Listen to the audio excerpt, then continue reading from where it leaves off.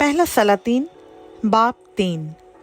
और सुलेमान ने मिस्र के बादशाह फ़िरौन से रिश्तेदारी की और फ़िरौन की बेटी ब्याह ली, और जब तक अपना महल और खुदावंद का घर और यरूशलेम के चौगिर्द दीवार ना बना चुका, उसे दाऊद के शहर में ला कर रखा।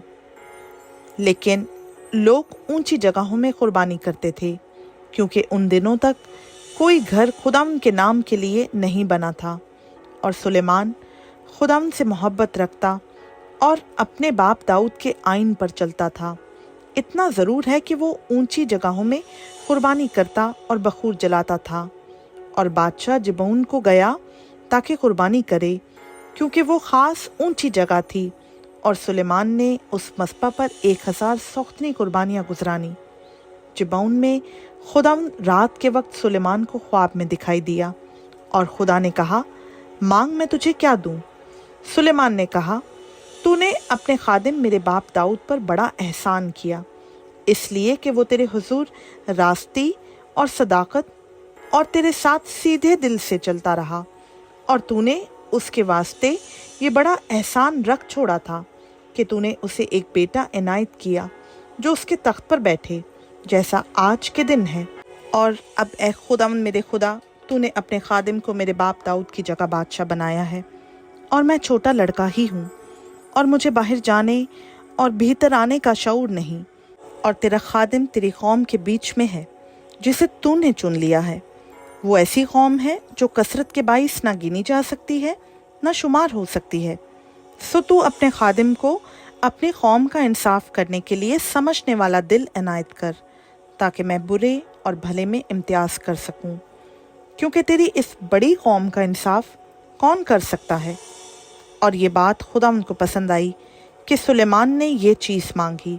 और खुदा ने उससे कहा, चूँकि तूने ये चीज़ मांगी और अपने लिए उम्र की दराजी की दरख्वास्त ना की, और ना अपने लिए दौलत का सवाल किया, और ना अपने दुश्मनों की जान मांगी, बल्कि इंसाफ पसंदी के लिए तूने अपने वास्ते अक्लमंदी की दरख्वास्त की है। सो देख, मैंने तेरी दरख्वास्त के मुताबिक किया।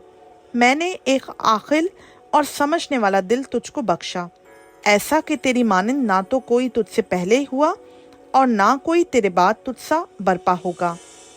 और मैंने तुझको कुछ और भी दिया जो तूने नहीं मांगा, यानी दौलत और इज्जत, ऐसा कि बादशाहों में तेरी उम्र भर कोई तेरी मानंद ना होगा। और अगर तू मेरी राहों पर चले और मेरे आइन और अहकाम को माने, जैसे तेरा बाप दाऊद चलता रहा, तो मैं तेरी उम्र दराज करूँगा। फिर सुलेमान जाग गया और देखा कि ख्वाब था, और वो यरूशलेम में आया और खुदावंद के अहद के संदूक के आगे खड़ा हुआ, और सौख्तनी कुर्बानियाँ गुजरानी और सलामती की कुर्बानियाँ चढ़ाईं, और अपने सब मुलाजिमों की ज़ियाफ़त की। उस वक्त 2 औरतें जो कसबियाँ थीं बादशाह के पास आईं और उसके आगे खड़ी हुईं। और एक औरत कहने लगी, ऐ मेरे मालिक, मैं और ये औरत दोनों ही एक घर में रहती हैं, और इसके साथ घर में रहते हुए मेरे एक बच्चा हुआ। और मेरे ज़च्चा हो जाने के बाद तीसरे दिन ऐसा हुआ कि ये औरत भी ज़च्चा हो गई, और हम एक साथ ही थीं। कोई गैर शख्स उस घर में ना था, सिवा हम दोनों के जो घर ही में थीं। और इस औरत का बच्चा रात को मर गया, क्योंकि ये उसके ऊपर ही लेट गई थी। सो ये आधी रात को उठी, और जिस वक्त तेरी लौंडी सोती थी, मेरे बेटे को मेरी बगल से लेकर अपनी गोद में लिटा लिया, और अपने मरे हुए बच्चे को मेरी गोद में डाल दिया। सुबह को जब मैं उठी कि अपने बच्चे को दूध पिलाऊं, तो क्या देखती हूँ कि वो मरा पड़ा है।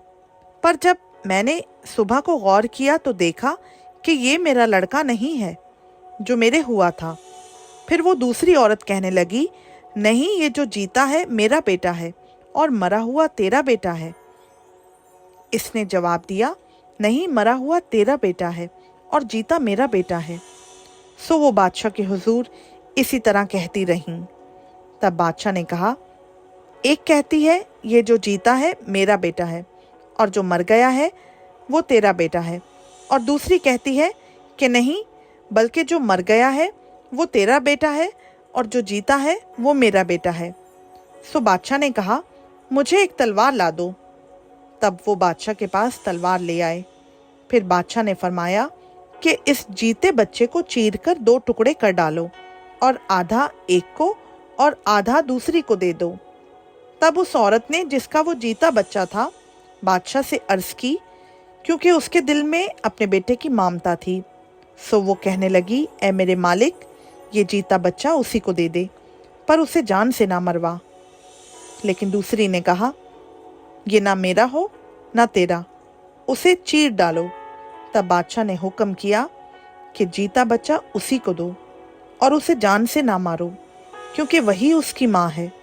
और सारे इस्राएल ने ये इंसाफ जो बादशाह ने किया सुना, और वो बादशाह से डरने लगे, क्योंकि उन्होंने देखा कि अदालत करने के लिए खुदा की हिकमत उसके दिल में है। खुदा उनका पाक कलाम का पढ़ा, सुना, समझा और कबूल किया जाना हम सबों के लिए बाइस बरकत हो। आमीन।